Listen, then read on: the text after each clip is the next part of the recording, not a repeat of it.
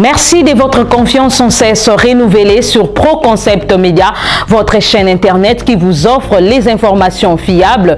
Mesdames et messieurs, bonsoir. Bienvenue à ce nouveau numéro de votre revue de presse. La fondation Jimmy Mpezo monte en puissance avec le lancement d'un nouveau journal. ProConcept Média titre que la fondation Jimmy Mpezo Madilama ne cesse d'innover pour l'intérêt de la nation congolaise. En effet, c'est ce jeudi 10 septembre 2020 que celle-ci a lancé un journal d'information qui évoluera dans deux domaines. Des primes d'abord, il s'agit d'un site internet au nom de Les Patrimoines Info. Ce dernier est une plateforme d'actualité au quotidien. Segundo, c'est la création d'un journal papier dénommé Les Patrimoines. Celui-ci publiera les informations une fois la semaine, soit chaque lundi. Il aura sa place dans tous les kiosques et points de vente des journaux à Kinshasa. Rappelons par ailleurs que ce nouveau journal est issu de la même famille que le journal ProConcept Hebdo, créé toujours par la même fondation. Restons toujours dans ProConcept Média. Les procès pour corruption de l'ex-président sud-africain Jacob Zuma, accusé dans une affaire de pots de vin vieille de plus de 20 ans, a été reporté mardi pour la troisième fois à décembre. À la tête de l'Afrique du Sud de 2019 à 2018, M. Zuma, 78 ans, est accusé d'avoir touché 4 millions de rands, environ 200 000 euros, au cours actuel des commissions de la société française en marge d'un énorme contrat d'armement attribué en 1999. L'ancien chef de l'État, à l'époque vice-président, et les groupes d'électronique ont toujours nié ces accusations. Les procès devaient initialement se tenir en mai, avaient été repoussés en juin pour cause des pandémies de coronavirus, puis en septembre pour des raisons administratives. Le juge en charge du dossier a expliqué mardi que l'audience avait de nouveau été repoussée, cette fois au 8 décembre, pour des raisons de préparation préalable au procès. Dans l'Afrique du Sud, pour nous rendre cette fois-ci à Mali, l'ex-président du Mali, Ibrahim Boubacar Keïta, a quitté samedi soir Bamako pour des soins aux Émirats Arabes Unis, plus de 2 semaines après son renversement par les juntes qui a ouvert les mêmes jours des consultations sur la transition.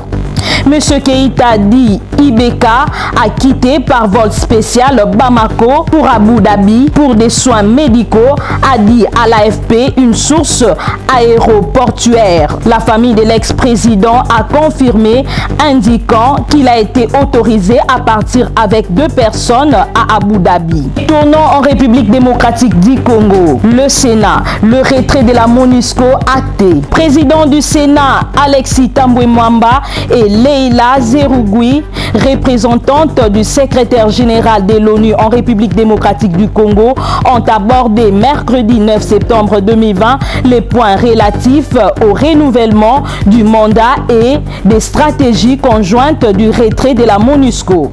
À l'issue de l'audience, Mme Zerougui a signifié que son objectif est de rencontrer toutes les institutions du pays pour bien préparer le départ des troupes onusiennes. Contre la Covid-19, appui supplémentaire de 5,3 millions de dollars canadiens à la RDC. La radio Okapi nous révèle que l'ambassadeur du Canada, Nicolas Simard, a annoncé l'octroi d'un financement additionnel de 5,3 millions de dollars canadiens pour soutenir les efforts de lutte contre la pandémie de Covid-19 en République démocratique du Congo dans les secteurs de la santé et de l'éducation.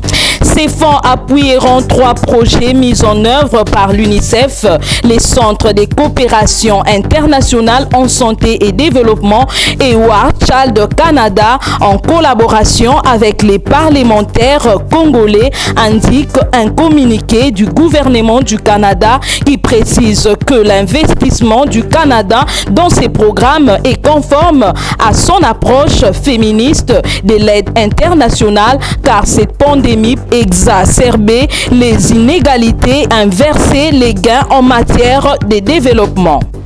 Le pasteur Mukuna se retrempe progressivement dans les bains.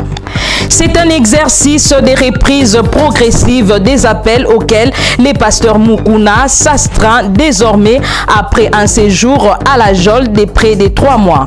Pasteur d'une église comptant des nombreux fidèles, les pasteurs Mukuna s'étaient retrouvés embarqués dans des affaires assez éloignées des soucis évangéliques qui lui ont attiré une grande notoriété dans une bonne frange de la population, mais aussi la réprobation de quelques puissants.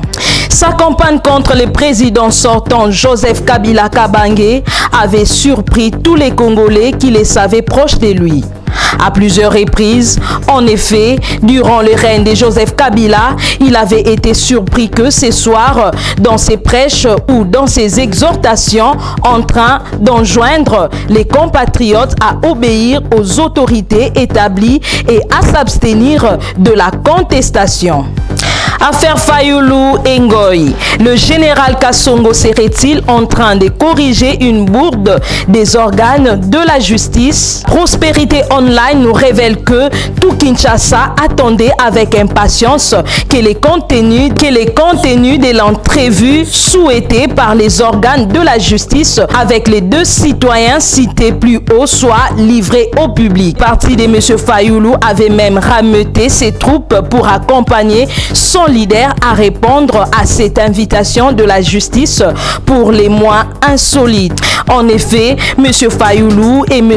Théodore Ngoï ne faisaient qu'exercer leurs droits reconnus par la Constitution en son article 23 permettant à tout citoyen de s'exprimer librement sur tout sujet d'intérêt national sans porter préjudice à autrui. Large consultation pour la nomination à la territoriale d'Elie Sesanga démasque le plan du FCC. 24h.cd titre que, alors que la nomination de cadres territoriaux s'annonce pour incessamment, les FCC a, à travers un communiqué parvenu à notre rédaction ce jeudi, exigé large consultation au sein de la coalition au pouvoir avant toute nomination pour des raisons de transparence en vue de rassurer toutes les parties prenantes au processus électoral. Deli Sesanga alerte et dénonce le plan qui serait en train de bonifier le FCC cher à l'autorité morale, le sénateur Avis Joseph Kabila. Président du parti politique en vol affirme que le Front commun pour le Congo a tendance à tuer l'État et non le servir. UNC Goma. Découvrez cette lettre hostile adressée à Félix Tshisekedi. Congo Synthèse rapporte que le chef de l'UNC Goma profite du voyage du président de la République Félix Tshisekedi à Goma pour adresser une lettre dite Voyage de Goma.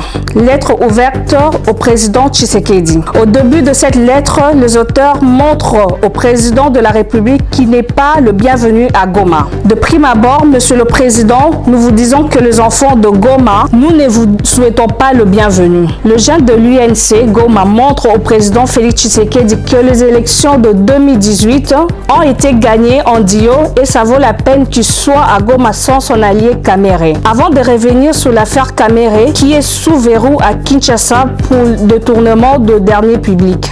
Vous avez compris que c'est déjà la fin de cette revue de presse, mesdames et messieurs. Merci de votre attention soutenue. Au revoir et bonsoir chez vous.